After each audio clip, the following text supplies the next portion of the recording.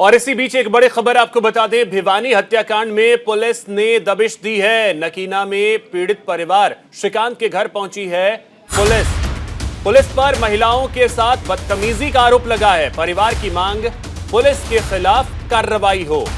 यह बड़ी खबर इस वक्त की आपको बता रहे हैं। नगीना में पीड़ित परिवार श्रीकांत के घर पुलिस पहुंची और आपको बता दें कि पुलिस पर महिलाओं के साथ बदतमीजी का आरोप लगा है।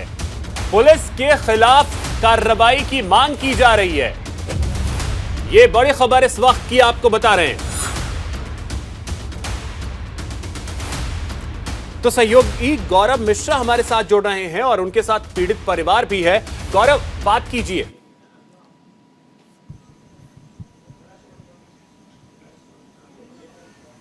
बिल्कुल अभिषेक, अगर बात करें इन दिनों अगर हम देखें जिस तरीके से गौ तस्कर बनाम गौ रक्षकों का एक पूरा मामला चल रहा है, खास करके जब से दो युवकों की जल करके कार के अंदर मौत हुई और उसके बाद से जिस तरीके से राजस्थान में एफआईआर होती है और उसके बाद एफआईआर में 5 लोगों के नाम शामिल किए जाते हैं। उस 5 में एक नाम था श्रीकांत का। श्रीकांत हालांकि उस दिन अपने घर पे मौजूद था। श्रीकांत के जो परिवार के लोग हैं इस वक्त मेरे साथ यहाँ पे मौजूद हैं। ये बताइए कि जिस तरीके से राजस्थान पुलिस 17 फरवरी की सुबह आती है और आप लोग उस वक्त सो रहे होते हैं, किस तरीके से पुलिस दबिश देती है आपके घर पे इस मामले में? देखो जी, चारों तरफ से घर घेर लिया मेरा और आते ही घर पर हमला कर दिया है।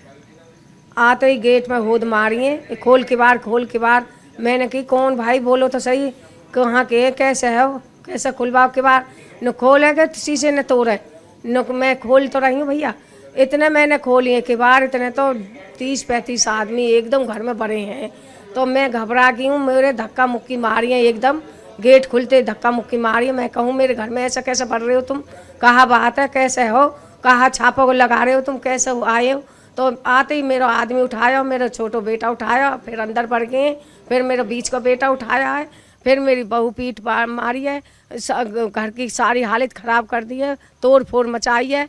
श्रीकांत के घर में बहू है जो, उसका दरवाज़ा खटखटाया है कि खोलो के बार। बहू ने जल्दी के बार खोले हो तो के बार लगाया, फिर उनमें धक्का मुक्की मारी है, होद मारी है। एक बता तेरा घर वाला कहाँ है, कहाँ छिपाया है? जो बहुत ही वो पेट से थी, उनकी डिलीवरी भी होने वाली थी, बच्चे की मौत इसमें हो गई। क्या पुलिस ने धक्का मुक्की किया, प्रेशर किया यहाँ पे? प्रेशर किया, आते ही जैसे एकदम भरभरा के सोता मांस उठेगा तो एकदम गेट को खोलेगा, काय की आवाज़ आ रही है तो एकदम खोले तो धक्का मारे है, जल्दी खोल। तो बहू जल्दी खड़ी हुई है, एकदम धक्का मारे है। तो आते ही लगा ले, उनने तो होद मारी है बितकू और बता तेरा आदमी कहाँ है। उनने कि मेरे आदमी ने क्या करे, मुझे कहा पता क्या है। तो 1-2 बार बहू बोलू तो बहू घबरा गई देख के और धक्का मुक्की मार के चले आए बाहर। मेरे बेटा को खींच के ले गई। आप 2 भाई यहाँ पे थे, श्रीकांत के अलावा आप 2 और भाई हैं।